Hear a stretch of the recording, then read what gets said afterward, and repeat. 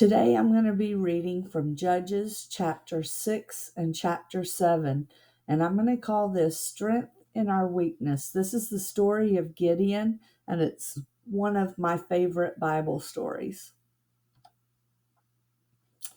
The Israelites did evil in the eyes of the Lord, and for 7 years he gave them into the hands of the Midianites. Because the power of Midian was so oppressive, the Israelites prepared shelters for themselves in mountain clefts, caves, and strongholds. Whenever the Israelites planted their crops, the Midianites, Amalekites, and other eastern peoples invaded the country. They camped on the land and ruined the crops all the way to Gaza, and did not spare a living thing for Israel, neither sheep nor cattle nor donkeys. They came up with their livestock and their tents like swarms of locusts. It was impossible to count them or their camels. They invaded the land to ravage it. Midian was so impoverished that they cried out to the Lord for help. When the Israelites cried out to the Lord because of Midian, he sent them a prophet who said, "This is what the Lord, the God of Israel, says. I brought you up out of Egypt, out of the land of slavery. I rescued you from the hand of the Egyptians, and I delivered you from the hand of all of your oppressors. I drove them out before you and gave you their land. I said to you, I am the Lord your God. Do not worship the gods of the Amorites, in whose land you live, but you have not listened to me." The angel of the Lord came and sat down under the oak in Orpha that belonged to Joash the Abiezrite, where his son Gideon was threshing wheat in a winepress to keep it from the Midianites. When the angel of the Lord appeared to Gideon, he said, "The Lord is with you, mighty warrior."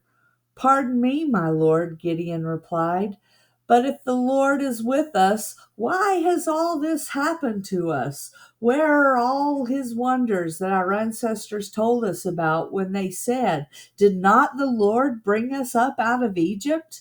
But now the Lord has abandoned us and given us into the hand of Midian." The Lord turned to him and said, "Go in the strength you have and save Israel out of Midian's hand. Am I not sending you?" So we always wonder in our lives today why God lets bad things happen to good people. And Gideon felt the same way. But we have to realize that God has a plan and God has a purpose for all of our lives. And we need to follow his directions. And I love this line, "Go in the strength you have and save Israel out of Midian's hand. Am I not sending you?" Isn't that beautiful? So in these pictures, in the bottom, we have a wine press. That's where they would put grapes and stomp on them and squish them and make their wines. On the top, we have a threshing floor, and they would take the wheat and then throw throw it up in the air with the pitchfork, and they would let the bad stuff fly away, and only the good grain would fall down to the floor. And these high places are very windy, so it made the job easy blowing away all the bad stuff. But when you're down in a wine press like this, I can't even imagine how long that job would have taken. "Pardon me, my lord," Gideon replied, "but how can I save Israel? My clan is the weakest in Manasseh, and I am the least in my family." The Lord answered, "I will be with you, and will strike down all the Midianites, leaving none alive." Here again, Gideon did what we all tend to do, and that is make excuses for why we can't do the things that God wants us to do.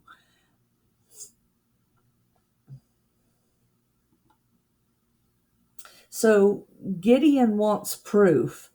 So Gideon replied, "If now I have found favor in your eyes, give me a sign that it is really you talking to me. Please do not go away until I come back and bring my offering and set it before you." And the Lord said, "I will wait until you return."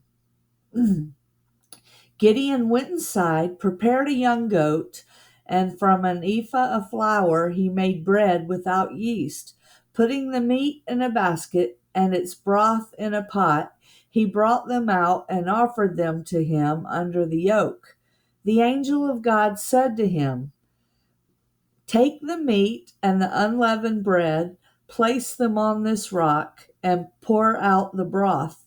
And Gideon did so. Then the angel of the Lord touched the meat and the unleavened bread with the tip of the staff that was in his hand. Fire flared from the rock, consuming the meat and the bread, and the angel of the Lord disappeared. When Gideon realized that it was the angel of the Lord, he exclaimed, "Alas, sovereign Lord, I have seen the angel of the Lord face to face." But the Lord said to him, "Peace, do not be afraid. You are not going to die."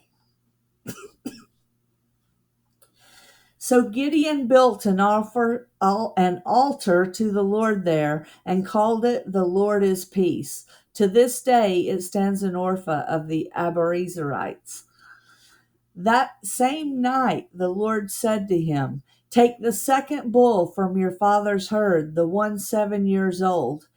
Tear down your father's altar to Baal and cut down the Asherah pole beside it.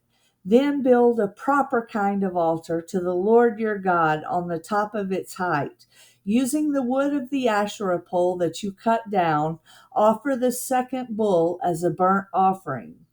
So Gideon took 10 of his servants and did as the Lord told him. But because he was afraid of his family and the townspeople, he did it at night rather than in the daytime.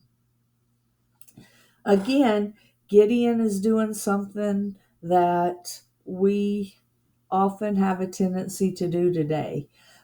He wanted to follow God's instructions, but he was afraid. So he did it at nighttime where people would not see him. And um, I think that we all have that tendency. We all have the want to serve God, but we don't always have the fortitude and the courage to do it openly.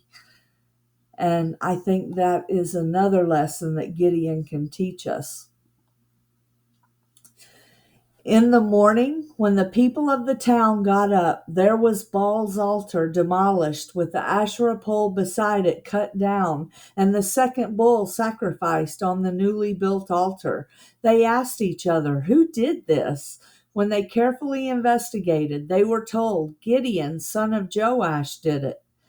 The people of the town demanded of Joash, "Bring out your son. He must die because he has broken down Baal's altar and cut down the Asherah pole beside it." But Joash replied to the hostile crowd around him, "Are you going to plead Baal's cause? Are you trying to save him? Whoever fights for him shall be put to death by morning. If Baal really is a god, he can defend himself when someone breaks down his altar." So because Gideon broke down Baal's altar, they gave him the name Jerub-Baal that day, saying, "Let Baal contend with him."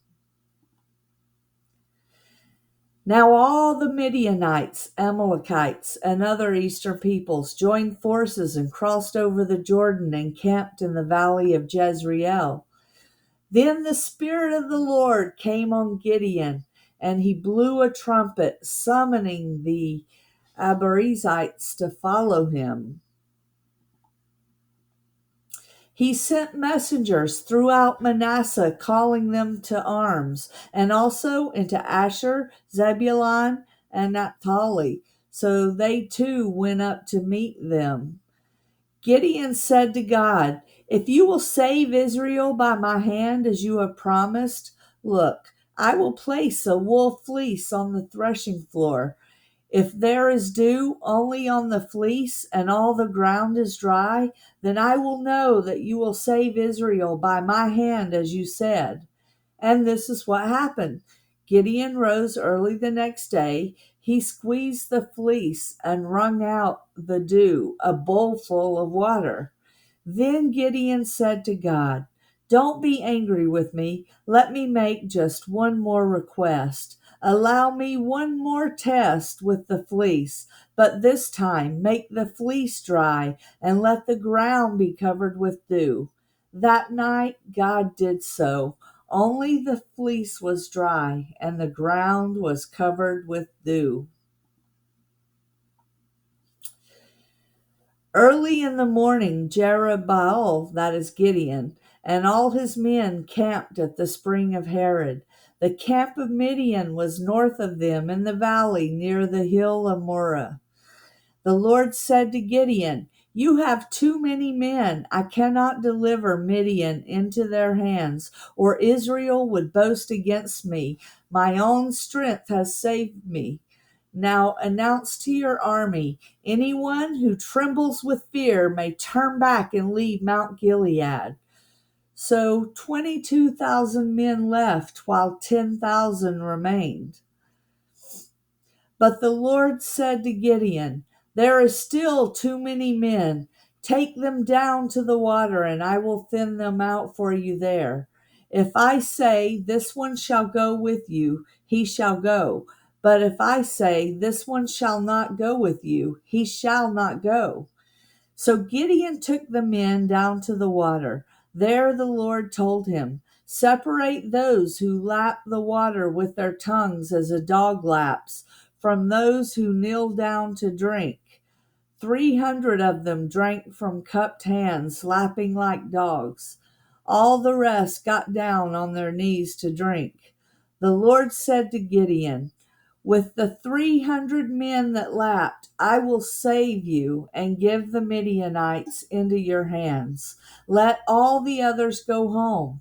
So Gideon sent the rest of the Israelites home, but kept the 300 who took over the provisions and trumpets of the others. Now the camp of Midian lay below him in the valley. During the night, the Lord said to Gideon, "Get up, go down against the camp, because I am going to give it into your hands.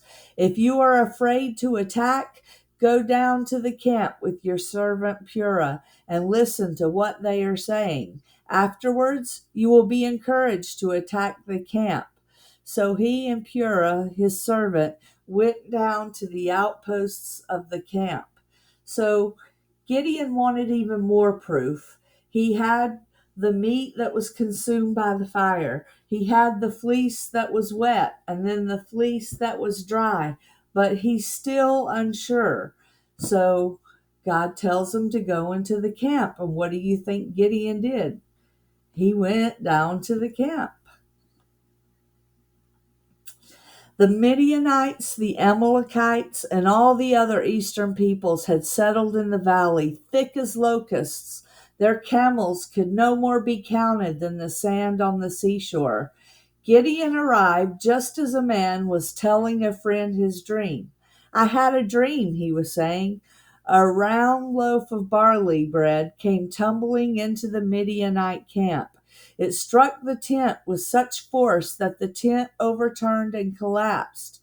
His friend responded, "This can be nothing other than the sword of Gideon, son of Joash, the Israelite. God has given the Midianites and the whole camp into his hands."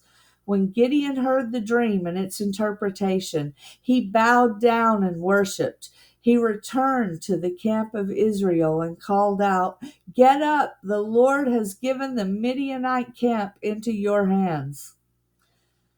So interesting to note here, a barley loaf was the bread that poor people ate.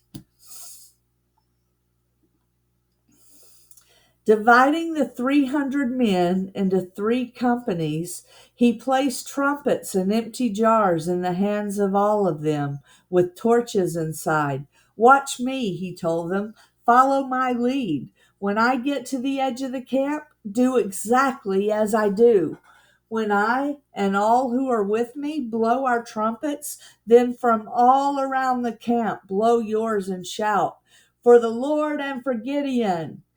Gideon and the 300 men with him reached the edge of the camp at the beginning of the middle watch, just after they had changed the guard. They blew their trumpets and they broke the jars that were in their hands. The 3 companies blew the trumpets and smashed the jars, grasping the torches in their left hands and holding in their right hands the trumpet they were to blow. And they shouted, a sword for the Lord and for Gideon. While each man held his position around the camp, all the Midianites ran, crying out as they fled. When the 300 trumpets sounded, the Lord caused the men throughout the camp to turn on each other with their swords. The army fled to Bethsheba towards Zerah, as far as the border of Abel Maholah near Tabbath. Israelites from Naphtali, Asher, and Manasseh were called out, and they pursued the Midianites. Gideon sent messengers throughout the hill country of Ephraim, saying, come down against the Midianites and seize the waters of the Jordan ahead of them, as far as Beth-barah. So all of the men of Ephraim were called out, and they seized the waters of the Jordan as far as Beth-barah. They also captured 2 of the Midianite leaders, Oreb and Zeb. They killed Oreb at the rock of Oreb and Zeb at the winepress of Zeb. They pursued the Midianites and brought the heads of Oreb and Zeb to Gideon, who was by the Jordan. This ordinary man, Gideon, gathered enough courage to accomplish an extraordinary task because he knew that God was with him and working through him.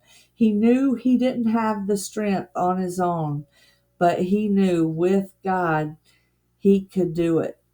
And that's what he did. I hope you enjoyed this story as much as I do. God bless you, and thank you for listening.